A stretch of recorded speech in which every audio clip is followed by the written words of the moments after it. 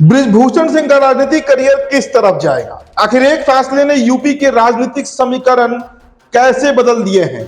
UP चुनाव में भाजपा के लिए बृजभूषण सिंह कितने फायदेमंद होंगे, यही इस वीडियो में जानने का दोस्तों हम प्रयास करेंगे। देखिए, पहला सवाल, बृजभूषण सिंह जिस पार्टी में होंगे क्या चुनाव में उसे फायदा होगा? अब इसका जवाब भी हम जान लेते हैं। दोस्तों, बृजभूषण सिंह का राजनीतिक महत्व एक सीट या जिले तक सीमित नहीं है। पिछले 3 दशकों में उन्होंने पूरे देवी पाटन मंडल समेत आसपास के जिलों में एक ऐसा नेटवर्क बनाया है जो भाजपा और जातिगत सीमाओं को पार कर चुका है।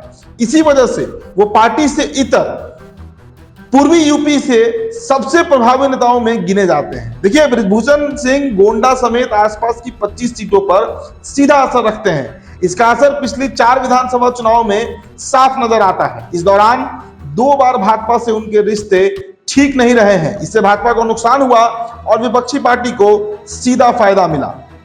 2007 विधानसभा चुनाव के समय बृजभूषण और भाजपा के रिश्ते ठीक नहीं थे। दरअसल 2004 लोकसभा चुनाव में गोंडा सीट से भाजपा प्रत्याशी घनश्याम शुक्ल की एक संदिग्ध सड़क हादसे में मौत हो गई। आरोप बृजभूषण पर लगा।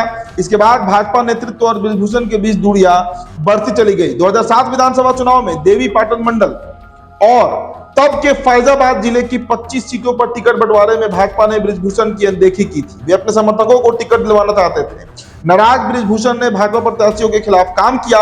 नतीजा ये हुआ कि 25 सीटों में से बसपा को 11 और सपा को 7 और भाजपा को मात्र 3 सीटें ही मिली थी।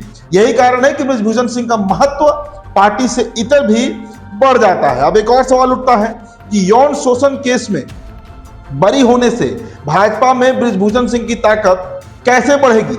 इसका जवाब दोस्तों 3 वजहों से समझा जा सकता है। पहला, पार्टी के भीतर कोई साख वापस मिलेगी। महिला पहलवानों के यौन शोषण के आरोप लगने की वजह से पार्टी ने 2024 लोकसभा चुनाव में उनका टिकट काटा था।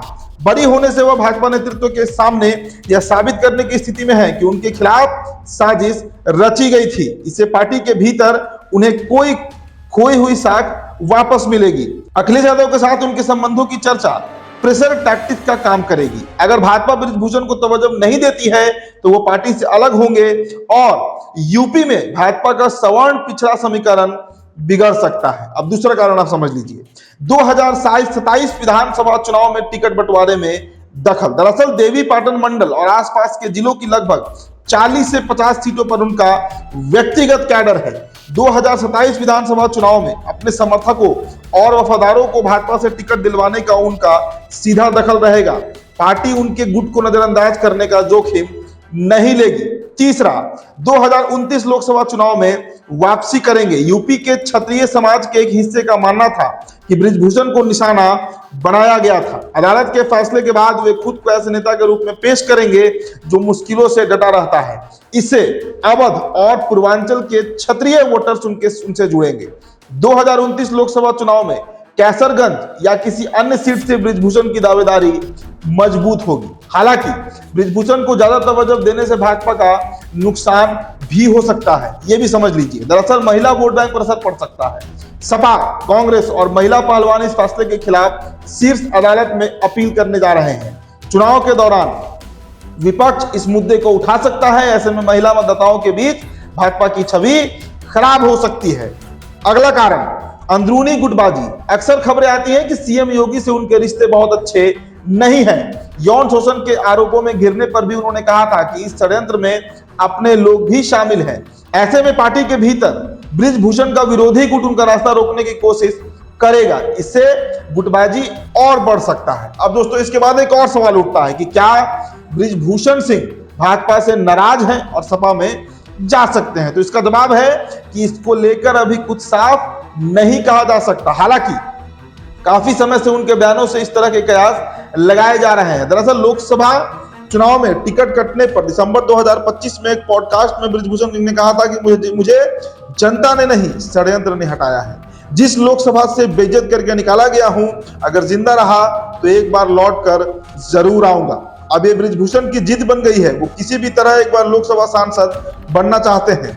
करीब 3 महीने पहले उन्होंने एक इंटरव्यू में कहा था कि मुलायम सिंह से मेरे अच्छे रिश्ते रहे हैं, अखिलेश से भी अच्छे संबंध है। मैंने भाजपा नेतृत्व से कहा है कि अगर 2029 के टिकट का आश्वासन अभी से नहीं मिलता तो मैं आगे की रणनीति तैयार करूंगा। तो दरअसल बृजभूषण सिंह एक बड़े नेता और कद्दावर और पकड़ वाले नेता के रूप में यूपी में स्थापित है। दोस्तों, दिसंबर 2025 के पॉडकास्ट में ही बृजभूषण ने अखिलेश का एहसान ना भूलने की बात भी कही थी। उन्होंने कहा था कि हमारे ऊपर जब हमला हुआ तो सपा ने हमारे खिलाफ एक भी शब्द नहीं कहा, एक आध ने बोला तो अखिलेश जी ने बुलाकर मुझे समझाया था। मैं इसे एहसान मानता हूं।